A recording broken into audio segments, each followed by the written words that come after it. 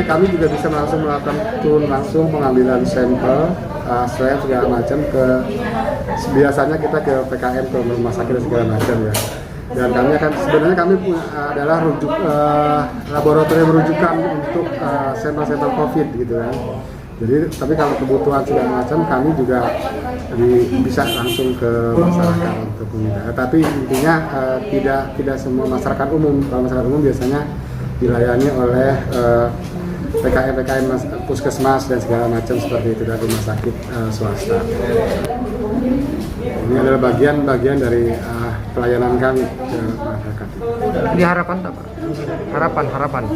Ya harapannya sebenarnya kita berharap COVID ini cepat selesai dan masyarakat tentunya cepat terlindungi dan masyarakat tentunya cepat bebas lah dari COVID ini sehingga kita bisa hidup normal kembali seperti itu.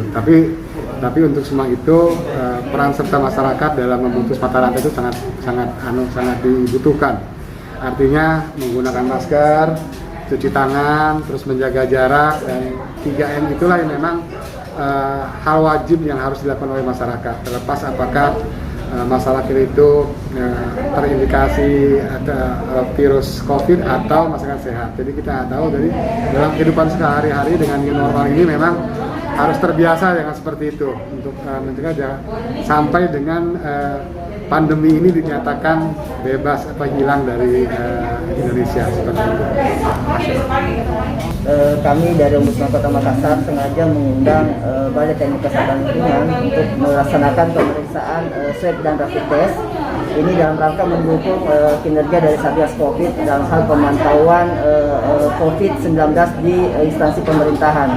Nah, kami dari Ombudsman Kota Makassar menganggap hal ini perlu dibuat secara rutin dan mungkin tahun depan kami juga akan mencoba untuk kerjasama dengan BPKL untuk melakukan hal-hal seperti ini.